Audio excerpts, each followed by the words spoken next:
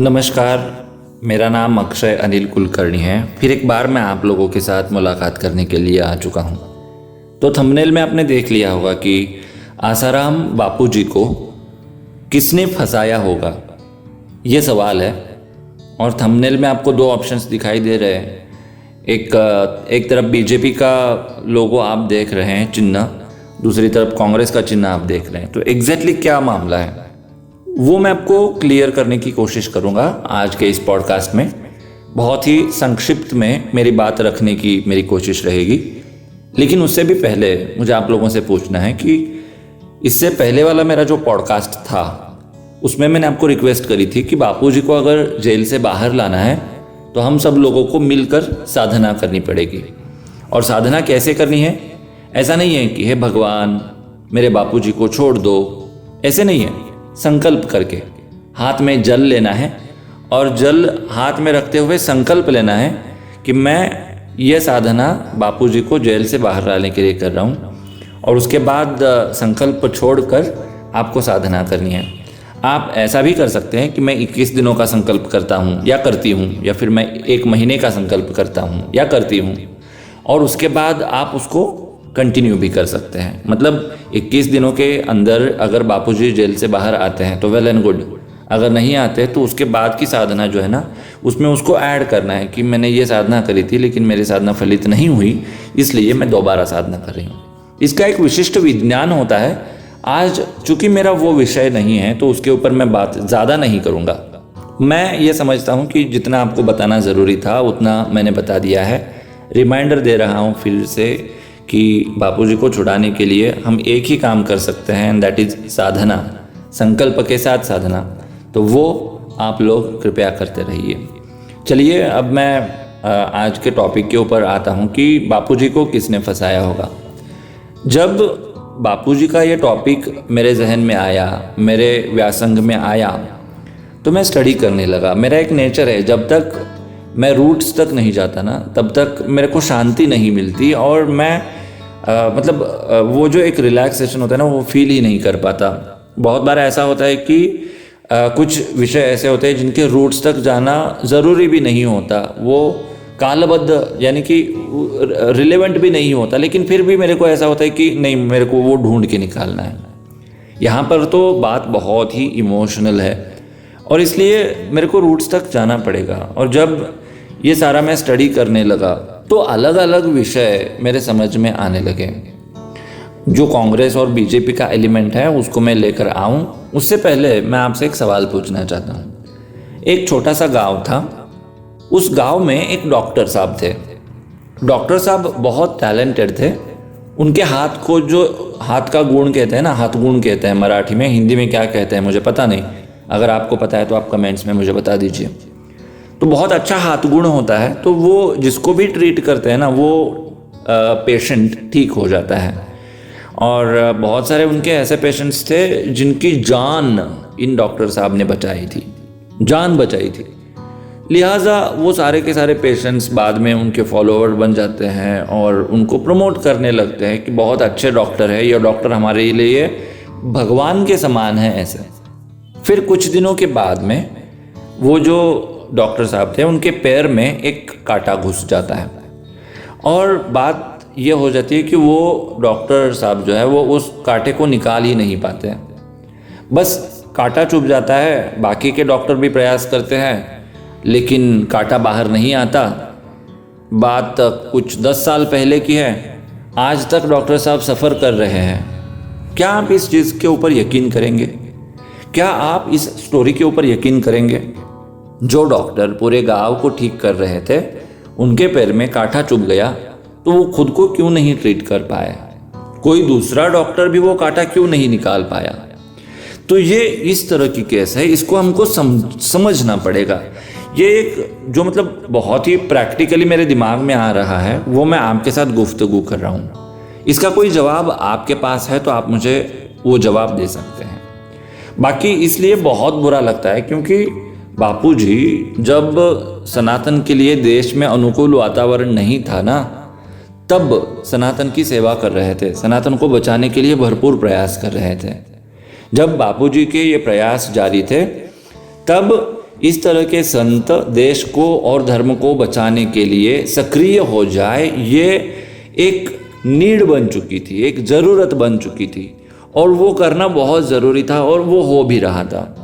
एक तरफ बापूजी थे तो दूसरी तरफ और भी बहुत सारे लोग थे जिन्होंने इस तरह के काम करने की कोशिश करी थी। उन डॉट्स को भी आज मैं कनेक्ट करने की कोशिश करूंगा। लेकिन सवाल यह है कि अगर इतने विपरीत परिस्थिति में इन्होंने इतना अगर अच्छा काम किया है तो इनके साथ आज इतना बुरा व्यवहार क्यों? आखिर ऐसा क्या गुनाह किया है उन्होंने? वो केस जो है उसके ऊपर मैं नहीं जाना चाहता। बात यह है कि इमोशनल हो जाते हैं हम और इसलिए कहीं जाने अनजाने में एक ही बात को रिपीट करते रहते हैं। खैर, बात यह है कि दुख होता है दिल को और इसलिए हम इसके रूट्स तक जाना चाहते हैं।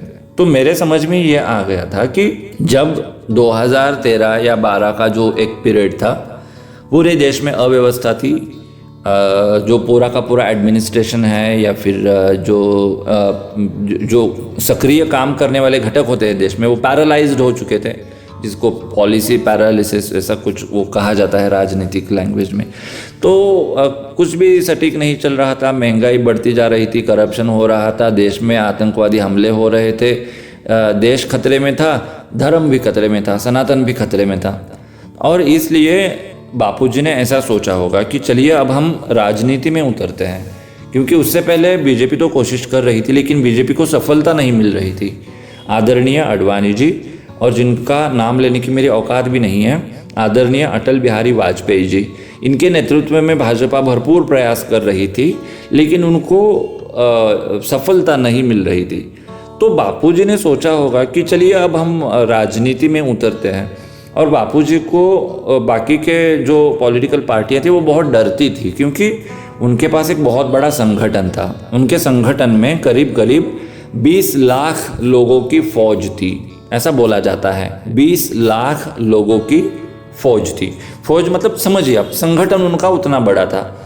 तो वो अगर राजनीति में आते ना तो बात कुछ और हो जाती, और इसलिए शायद कांग्रेस डरी होगी। शायद कह रहा हूँ मैं, इसका कोई पुख्ता सबूत मेरे हाथ में नहीं है, ये बस मेरा एक अजम्पशन है।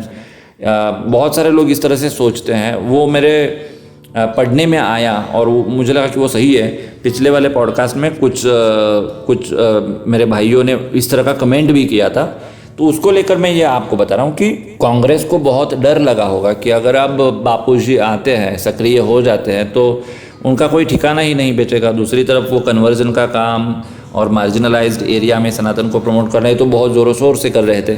तो इन सब को रोकने के लिए झूठे आरोप बनाकर बापूजी को फंसाया गया।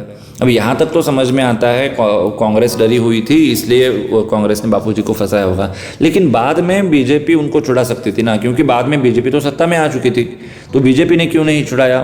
तो मुझे ऐसा लगता है कि आज हमारे देश में अगर मोटा मोटी आप देखें तो जितनी भी पॉलिटिकल पार्टियां हैं वो सब एक तरफ है और भाजपा दूसरी तरफ है। इसका मतलब कांग्रेस और भाजपा, ये दोनों अगर मेन पार्टियां हम पकड़ते हैं नेशन वाइज, तो कांग्रेस को टक्कर देने के लिए, कांग्रेस के होट काटने के लिए बहुत सारी पार्टियां हैं। तृणमूल हो, राष्ट्रवादी हो, आजकल शिवसेना भी आ चुकी है, कितने नाम गिनाऊं मैं, AIMIM है, आम आदमी पार्टी है। ये सब कांग्रेस की आइडियोलॉजी या फिर कांग्रेस का जो कल्चर है उसको सामने रखकर काम करने वाली पार्टियां हैं। तो इसलिए कांग्रेस को तो बहुत कंपटीशन है। लेकिन अगर बापूजी सक्रिय हो जाते हैं तो बीजेपी को कंपटीशन हो सकती थी, और हो सकता है कि बीजेपी को कंपटीशन नहीं चाहिए होगी। अब फिर एक बार, ये मेरा अजम्पशन है, ये कितना सही है कितना गलत है ये मैं आपके ऊपर निर्भर है छोड़ रहा हूँ, और मैं समय के ऊपर छोड़ रहा हूँ। मैं बस यही प्रार्थना करूंगा कि जो भी सच है वो हमारे आंखों के सामने आना चाहिए, जो भी सच है वो सच जनता के सामने आना चाहिए हर हाल में। इस बात का मैं पक्षधर हूँ। तो इसलिए शायद हो सकता है कि बीजेपी ने भी इनको नहीं छुड़ाया होगा। लेकिन अगर ऐसा हुआ है तो ये बहुत गलत हुआ है। बीजेपी यानी मैं और मैं यानी बीजेपी। लेकिन फिर भी अगर मुझे लगता है कि बीजेपी ने कुछ गलत किया है और फिर भी मैं उसके ऊपर सवाल ना खड़े करूं, ऐसा नहीं हो सकता। अगर मैं ऐसा करूंगा तो मैं बापूजी का शिष्य कहलाने के लायक भी नहीं रहूंगा, और इसलिए मैं ये सवाल खड़े कर रहा हूं। तो हो सकता है ऐसा हुआ होगा कि कांग्रेस को डर था बापूजी से, इसलिए कांग्रेस ने फंसाया, फिर बापूजी अगर बाहर आते तो भाजपा के लिए वो कंपटीशन बन जाते, और इसलिए भाजपा भी नहीं चाहती होगी कि वो लोग बाहर आए, बापूजी बाहर आए। ऐसा हो सकता है। यह आज का मेरा सोचना है। इसके बारे में आप क्या सोचते हैं या आप मुझे ज़रूर बताइए। वैसे मैं आप लोगों को और एक चीज़ बताना चाहता हूँ कि जब बापूजी इस तरह की राजनीतिक पार्टी बनाने की कोशिश कर रहे थे, ऐसा कहा जाता है, उसी दौरान स्वामी रामदेव जी भी एक पॉलिटिकल पार्टी खड़ी कर रहे हैं, इस तरह की बातें आ रही थी। लेकिन अभी जिस तरह से पतंजलि ने प्रगति करी है मार्केट में और रामदेव बाबा ने जिस तरह से ट्यूनिंग बनाया है सरकार के साथ में, वो देखने के बाद ऐसे लगता है शायद स्वामी रामदेव जी ने बात मान ली होगी कि ठीक है, हम बीजेपी को आगे रखते हैं, हम पार्टी वार्टी कुछ नहीं बनाएंगे, बीजेपी राजनीति करे और बाद में धर्म बचाने के लिए, देश बचाने के लिए हमें मदद करे। हो सकता है बाबा जी ने, स्वामी रामदेव जी ने इस तरह से करने के लिए हामी भरी होगी। हो सकता है कि बापूजी ने उसको नकारा होगा। अब ये सारी मतलब सुनी सुनाई बातें हैं, ये सब मैं मेरे तर्क के आधार पर आप लोगों को बता रहा हूँ। बार बार मैं आपको बता रहा हूँ कि ये कितना सही है कितना गलत है मुझे पता नहीं, लेकिन मुझे प्यास लगी है सच जानने की कि एग्जैक्टली हुआ क्या था, और इसके लिए ही मैं ये सारी की सारी कोशिशें कर रहा हूँ। तो मुझे आज आपके समक्ष जो बात रखनी थी वो मैंने बात रखी है। इससे पहले वाले पॉडकास्ट को आपने जो प्यार दिया है उसके लिए मैं बहुत दिल से आप लोगों का आभारी हूँ। लेकिन मैं आपको रिक्वेस्ट करना चाहता हूँ, मैं मानता हूँ कि पूरा सनातन बापूजी के साथ खड़ा नहीं था, तो आपका सनातन के ऊपर गुस्सा है, लेकिन हम लोगों को उस प्रॉब्लम को ठीक करना पड़ेगा ना, उस सीन को ठीक करना पड़ेगा ना। ऐसा नहीं हो सकता ना कि सनातन ने आपका साथ नहीं दिया इसलिए आप जो भी सनातन के लोग हैं उनका विरोध करें, फिर वो भी आपका विरोध करें। ये कहीं ना कहीं तो ख़त्म होना पड़ेगा। इसलिए मैं रिक्वेस्ट कर रहा हूँ कि बापूजी के अलावा भी मेरे चैनल के ऊपर पॉडकास्ट होते हैं जहाँ पर बेसिकली राष्ट्र सर्वोपरि होता है, सनातन सर्वोपरि होता है। इन दो चीज़ों को छोड़कर मैं आपकी भी बात करता हूँ। कहने का मतलब सिर्फ इतना कि मैं आपकी बात करता हूँ, मुझे आपकी प्रगति चाहिए, मुझे आपकी उन्नति चाहिए, साथ ही साथ मेरा राष्ट्र बचना चाहिए, मेरा धर्म बचना चाहिए। इसी के लिए मैं काम करता हूँ। तो आपका सपोर्ट मेरे लिए बहुत इम्पोर्टेंट है। इसलिए मेरे पॉडकास्ट आप कंज्यूम करते रहिए, मेरे चैनल को सब्सक्राइब करिए अगर नहीं किया है तो, और दूसरे लोगों को भी ये करने को बोलिए। और एक विषय लेकर अगले पॉडकास्ट में आप लोगों से मिलने के लिए मैं आऊँगा। तब तक बापूजी बाहर आए, इसलिए संकल्प के साथ प्रार्थना करते रहिए, साधना करते रहिए। नमस्कार। नारायण नारायण नारायण।